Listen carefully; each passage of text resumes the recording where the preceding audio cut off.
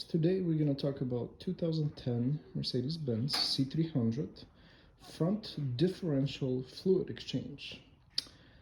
I have right here an actual front differential from that same vehicle on display, so I can show you how to do this. I've seen some genius videos how people removed their alternator and accessory belt. I've seen some other even better geniuses that have filled this up from the drain hole at the bottom, not using the top hole, and pumping in more oil or less oil that it's really needed into this differential.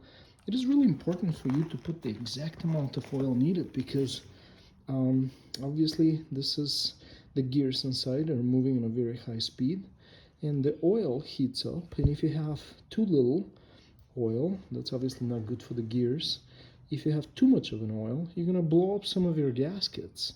And I've seen some comments where people have done what others suggested to fill this from the drain plug underneath, which I'll show you in a second, putting the wrong amount of oil inside, and then their differential starting to leak after the oil replacement, simply because it blows up gaskets.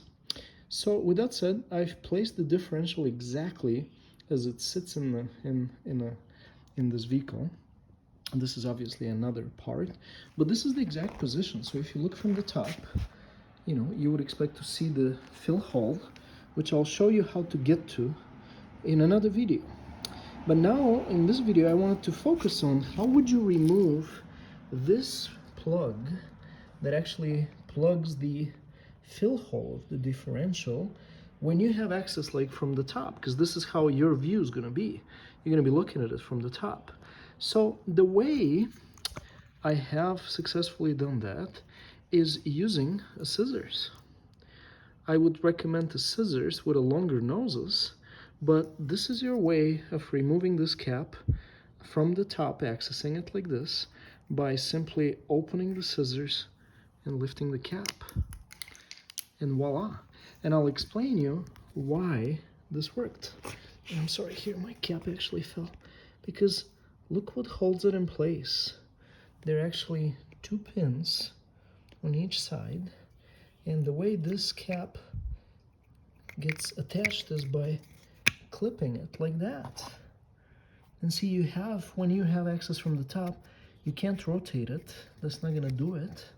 You have to expand both of these brackets at the same time and lift it up.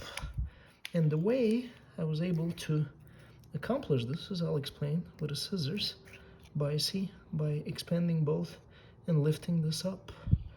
The next step for you, inside there's a little bit of a little sponge that you probably want to remove before you start filling in from this top hole.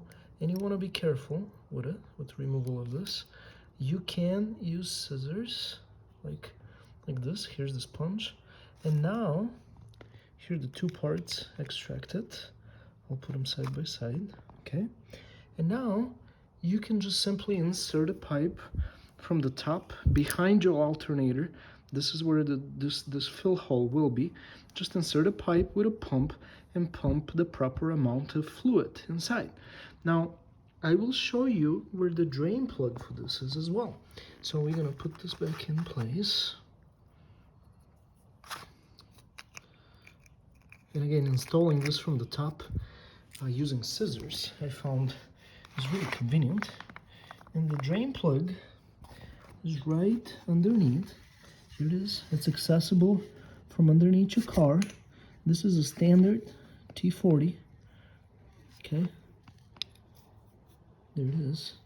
And you want to use the Mercedes kind of a T40. Notice how the shape of this is a little bit different. And this is a T40 wrench. Thanks for watching. Subscribe. Bye.